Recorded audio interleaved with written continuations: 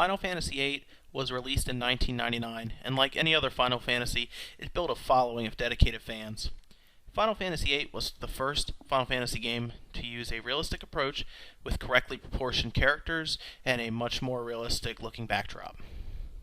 Like any other game with intricate plot points and vague dialogue, theories started to surface about different perception to what happened during the story.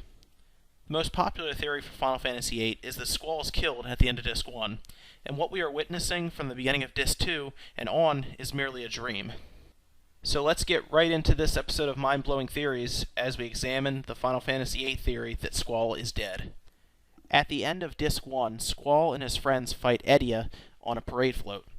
After the battle, Edea appears defeated and victory seems certain, until this happens.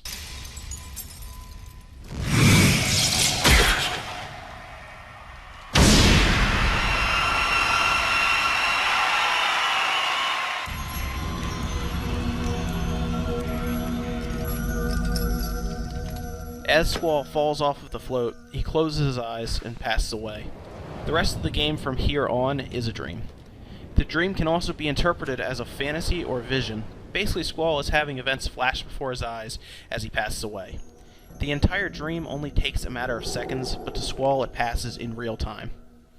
After the battle, Squall wakes up surprised that he is unharmed. Not even his clothes are damaged despite being completely impaled by a large piece of ice.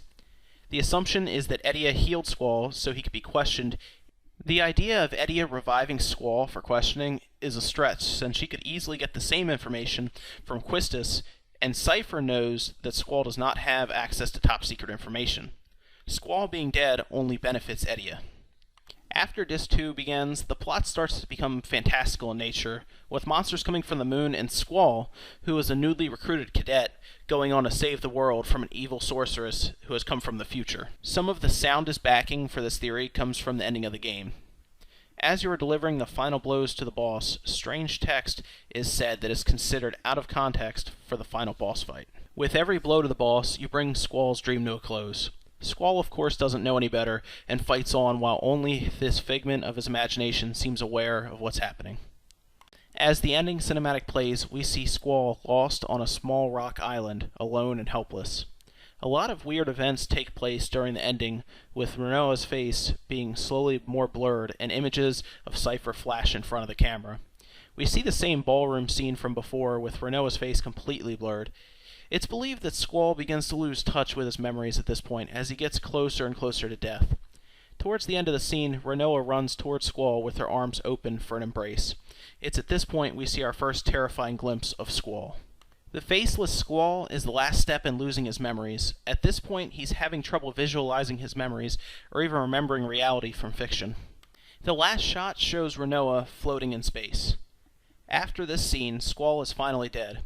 We see a white feather fall to the ground and the screen fades to black. What we witness for the last 10 minutes of the ending is heaven or life after death. We see Squall and his friends running around happy and alive. Squall and Rinoa share a smile as the final cinematic comes to a close.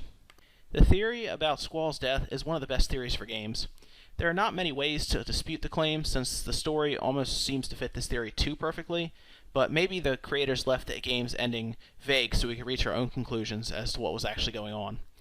Either way, this theory is a lot of fun to think about, and is really well explained over at squallsdead.com, so if you have a chance, it's worth going over and checking out.